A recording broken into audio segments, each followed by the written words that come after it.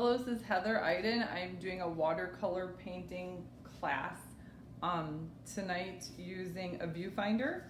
So a viewfinder is, you simply take a piece of paper, you fold it in half, fold it in half again, and I just literally ripped out that rectangle out of there, but it would be better if you use the scissors, and also if you use a sturdier paper or cardstock will help.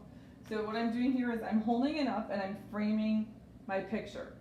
So I have to like move back a little bit, and I'm closing one eye. That's extremely important with viewfinders. Close one eye, and then you're looking through that, and you're finding a beautiful composition.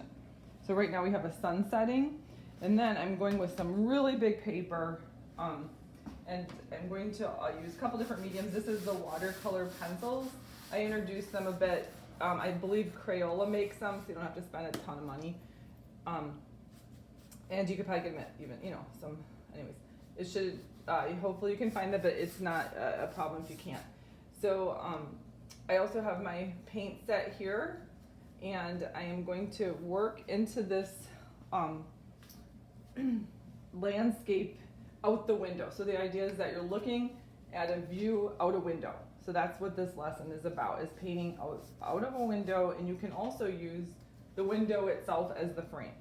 So I'm going to just use some big areas. Okay, so the things that we have been exploring in my sessions are wet on wet. So for instance here, I'm going to get a big area wet. You might want to add salt. Salt makes the paint crawl, which is an easy thing. You could put a teaspoon of salt inside your water. So I'm going to have a nice big area here of green. It's looking green, but it's, oh my gosh, that sunset is fading quickly. Oh dear. All right, so I'm just gonna literally get that water in there and let it pull. It's pulling, do you see that? It's just literally pulling. And then this was with bubbles. I showed you that last time. I literally blew bubbles onto the paper that had paint in it, bubbles. Okay, so anyways, here we go. That is not exactly green.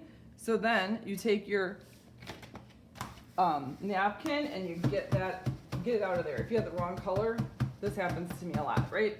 So you just go and you add the color that you actually want.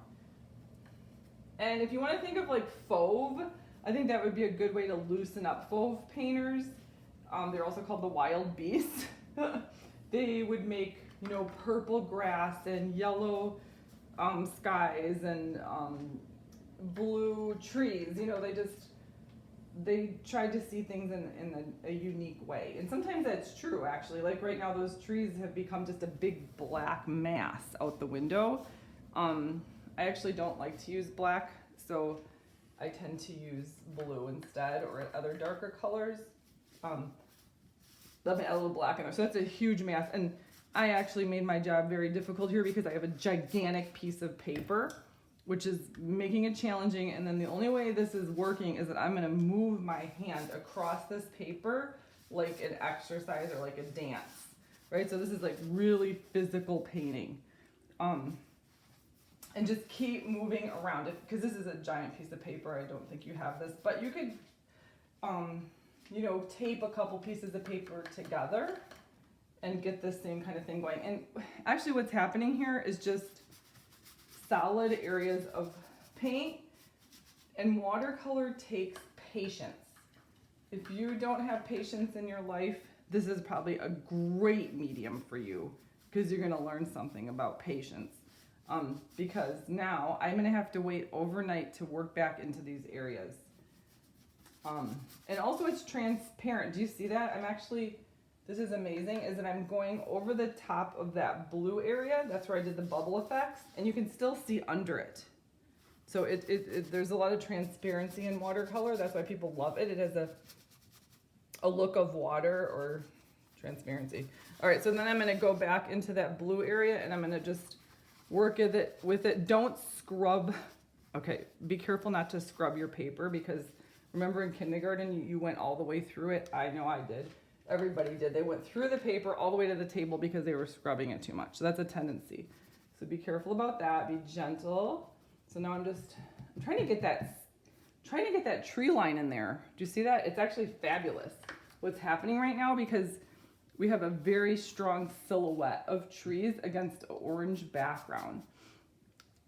So I could just get in there and just get some orange in there.